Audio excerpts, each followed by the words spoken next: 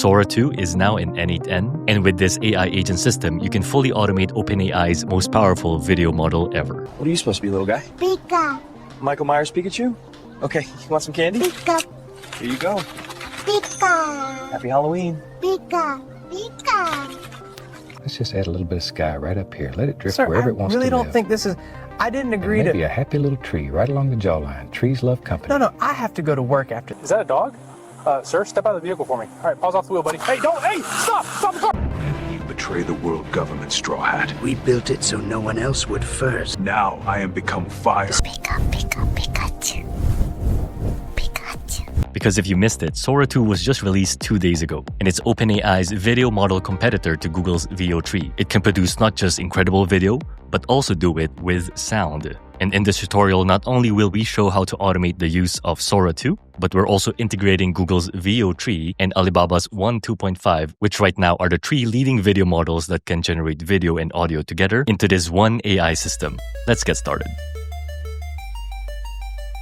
Hey, if you're new here, my name is Jay. I spent a decade in creative and marketing work and half a decade leading data teams, and now founded my AI agency and also RoboNuggets, our education arm, where we have several hundred members, all AI practitioners across the globe. And here, our mission is to make creating with AI easy to learn regardless what your background is. With a wealth of AI lessons that most people join for, but most members stay because of the community that we have built. So as mentioned in the intro, just 2 days ago, OpenAI released Sora2. And now the folks at KAI have just launched Sora2 in their platform as well. And in case you don't know, KAI is basically an AI model aggregator. So sort of like an app store, but for AI models, which lets us access these models in a single place and to use them for automations as well. And if you head to their API market, you'll find Sora2 recently added there a few hours ago. And if you click on that, you'll find here that you can now access Sora2 directly from within KAI. So this is good news. If, for example, you're not from the US, or if you don't have an access code yet and you want to try Sora out, what you can actually do is to just go to this page and try it out yourself by placing your prompt here.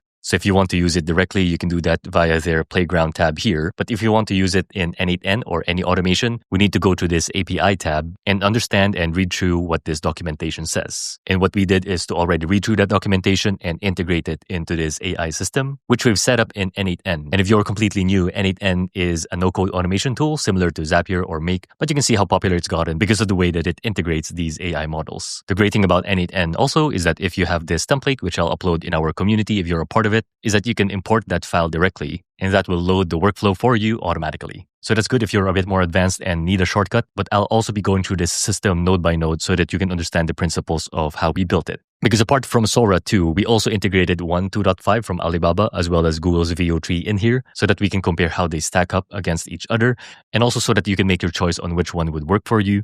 Because in n8n, let's say if you just want to use Sora, you can just disable these and that will customize this workflow for your use case. So the way this automation works is you just need to schedule it on when you want it to run, which if you open this schedule node, you can do that here. So you can see it's running once every day. And the second input you want to set up is just this set inputs node, which if you open that, you'll see it's a fairly simple questionnaire around what your idea is. So for this example, we're going to test out Pokemon doing ASMR content. We're going to create 2 videos every time this automation runs. We have the aspect ratio here, which we indicated as 9:16. And here we have a sample prompt. And these are useful because what will happen next is we'll be feeding those inputs to our AI agent to craft the prompts and the ideas for us. And what it will do is to just send those prompts into our 3 video models to create the videos automatically. So with that set up, we can just click execute workflow to simulate when this automation runs. And once that has finished running, our videos are now stored into this Google Sheet, which if we open that, you can see we have the title of the video. The agent also generated the caption for us, the video prompt that the agent crafted, the aspect ratio, and most importantly, the video files coming from those 3 models, which we can now watch.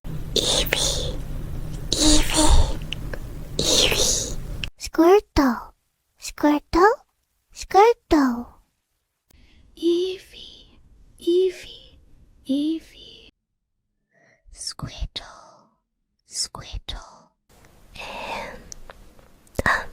And then.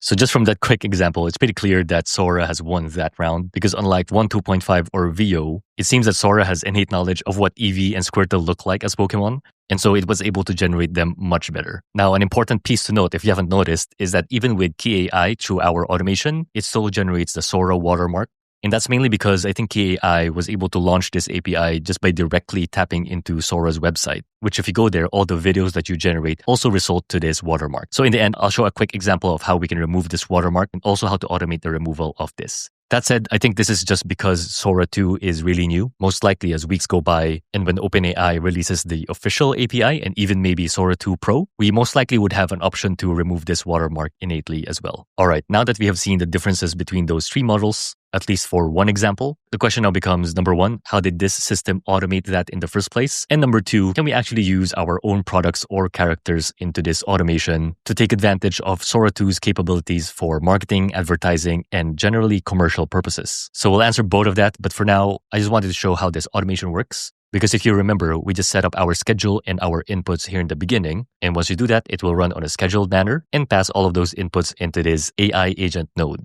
And if we open this, here you'll see n8n's common design of working, which if you're new, basically here at the left is all the inputs, all of the information and data coming from previous nodes. So you see our input details we typed earlier here. We have the configuration area here in the middle for the specific node that you are setting up. And here at the right is the output that is now passed to succeeding nodes. So here you can see that the output of this AI agent is it gave us the title, it gave us a caption, it gave us a prompt to pass to the video models, as well as the aspect ratio that we needed. And for the AI agent node, there's always just two areas we are configuring here. One is the user prompt. So it's the same as if you were typing in ChatGPT for a message. This user prompt is that message that you type. So if we expand this, you'll see it's fairly simple. We have these green text, which are dynamic values because we're sourcing that from our input. But in reality, what we basically said to the agent is to give us two ideas because that's what we asked for about Pokemon doing ASMR. We want the aspect ratio to be vertical, 9:16, and a sample prompt to follow for the structure is this, which we also gave it in the beginning. And then with that user prompt, the way that the agent understands what to do with that is through this system message or system guideline, which if we open this, you'll see here we have a pretty robust system prompt already. And this follows the agent framework that I developed and we talked about in a previous video where we're basically giving the agent a view of our main ask, what our guidance is so that it has a bit more constraints on what we want and what we don't want. The E is for examples, just to give it guidance on what good looks like. We have the notation or the structure because we want this agent to give us an output in the JSON or JavaScript object notation format. So whenever you see these brackets and braces, that's what JSON is. And that's very useful so that the output it gives is very structured, which you'll see in a bit. And then finally, we give it an indication of what tools it has access to. So it has access to the think tool as well as the sheet, which if you go back, you can see this AI agent is connected to these tools here at the top. So here you have the think tool, which you can add in n8n. And if you open that, this is just the default that n8n has here. What it basically does is allow your agent to think about its output before proceeding with the automation, just to make sure that it followed all of your instructions.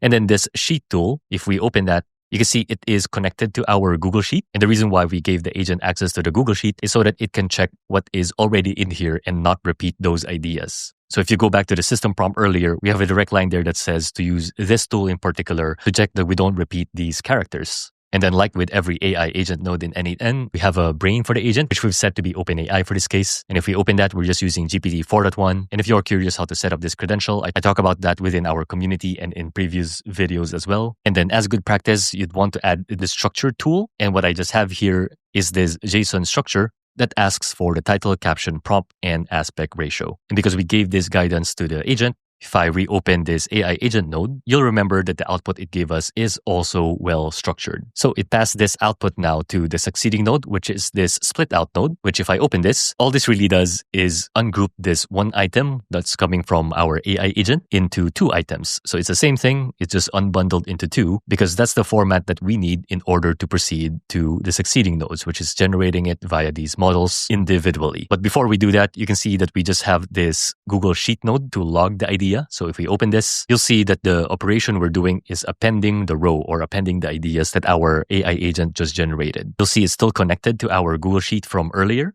And when this node ran, what it basically did is add those ideas, the titles, the captions, and everything that our agent generated into this Google Sheet so that we have proper tracking. And once that is loaded, it now passed it to our models in here, which are actually sub-workflow nodes in n8n. So if we take Sora, for example, if we open this, you'll see it's linked to this sub-workflow called text-to-video Sora2, and it ran twice for the two videos that we wanted to generate, one for Eevee and the other for Squirtle. So if we open one of these sub-executions, you'll find that we have this sub-workflow where we basically pass on our prompt to Sora2 as hosted by Key AI. And here in the end, which I'll also show, is where we got our video back. And before I take you through those nodes, the reason why sub-workflows are really useful is because if you're creating new builds or automations, you can just copy this Sora2 node and paste it into your new workflow, and you can use it directly. And also this format, for those that are more advanced, it's already very familiar to most people. In fact, if you look at the sub-workflows for Veo3 and Wan2.5, you'll see that they're pretty much the same pattern of nodes. And so if you learn how to set this up once, then you can set it up for any other model out there.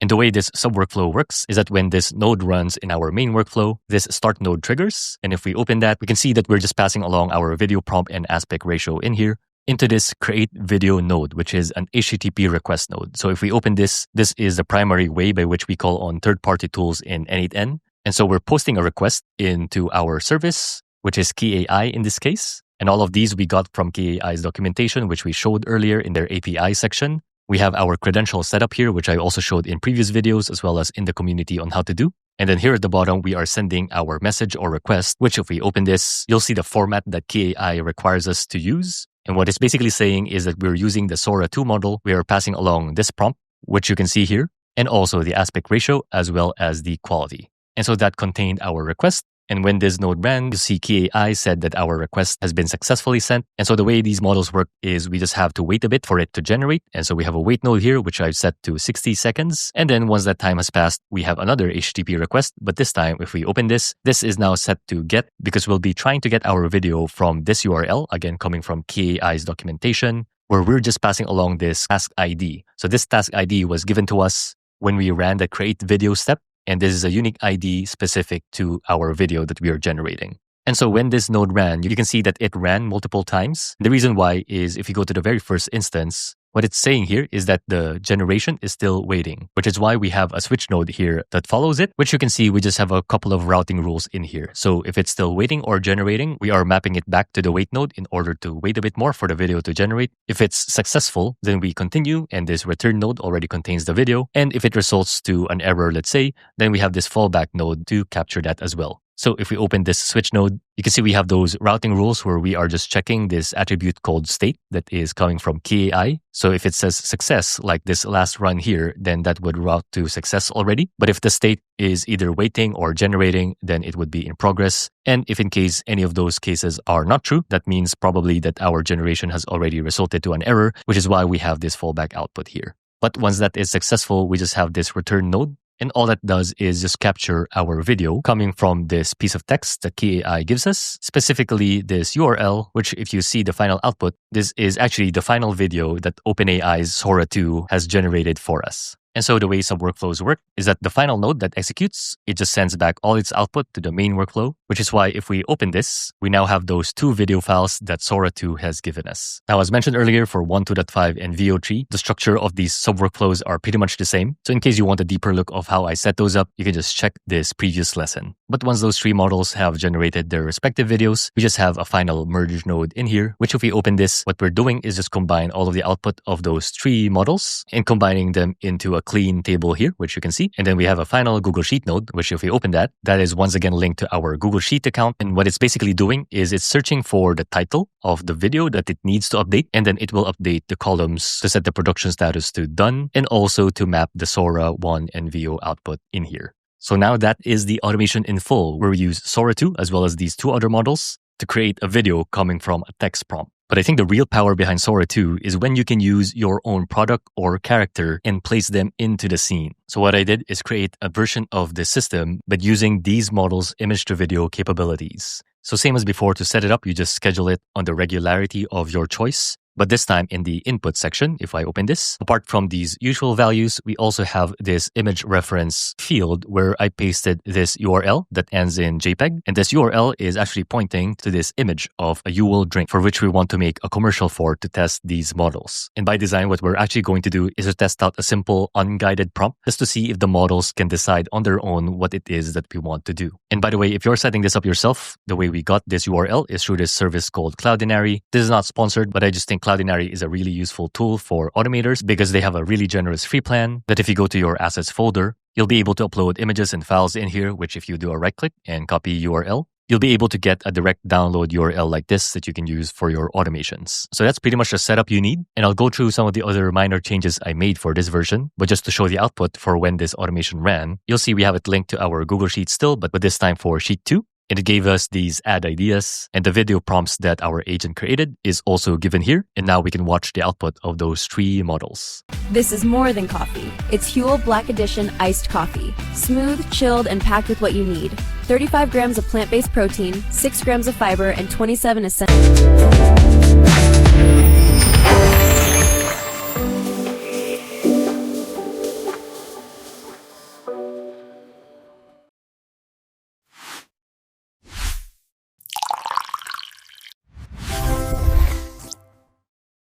And so just doing a one-shot for each of those, you can clearly see the videos by Sora are just much more polished. I think what's unique about this model that we haven't seen before is that even if you give it a simple prompt, it's somehow able to think through that prompt and generate multiple scenes of what you need seamlessly. Whereas with Veo and Wan, it used to be that the trick for us to get higher quality outputs from them is that we feed them a really good starting frame through models like Nano Banana or Seedream in order for them to work better. But with Sora, it doesn't seem like we need to do that at all, which is pretty amazing. And I think if you further refine the prompt for this, then you can really achieve some production quality results. Now, before I show how to remove this watermark, I'll just quickly go through the changes that we did for this image to video version, if in case you're setting it up yourself. Because apart from the input, you see here that we just added an analyze image node, which if we open this, what we're basically doing is use ChatGPT to analyze the given image, which we're sending through the Cloudinary URL here. And the output of that is this piece of text that just describes what our image is. And now we include that element into our AI agent input. And so if you look at our new user prompt here,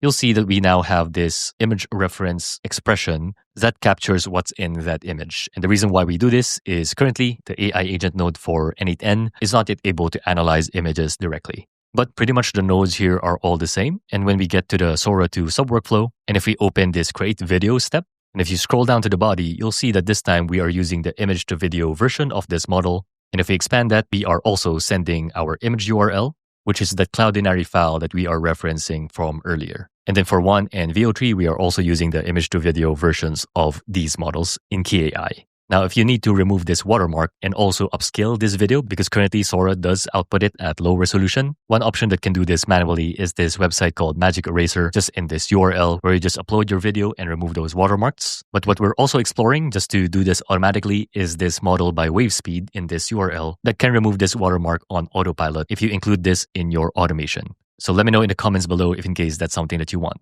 And also kudos to Nicholas from our community who linked the Sora2 API and also that watermark remover API. And in case you want to upscale your videos up to 4K, there's ways to do that as well. You can just check out this previous lesson on how to do it. And finally, if you need a view of the costs, the other good news with Sora2 is that right now it's only 10 cents for a 10-second video. So it's actually 4 times cheaper versus Veo3 on KAI. And that's mainly because right now OpenAI is offering Sora for free. So time will tell if this will change depending on how OpenAI adjusts their pricing down the line. And as always, if you need all the resources, including this template and the prompts and the sub-workflows as well, you can just check out the RoboNuggets community just in the link below if you haven't yet. We have tons more lessons on AI and automation like this, and where our members regularly post paid opportunities. So if that's something that you're looking for as our space develops further in the AI world, then check out the community to see if that's for you just in the link below. That's it for this one. I'll see you guys next time. Thank you.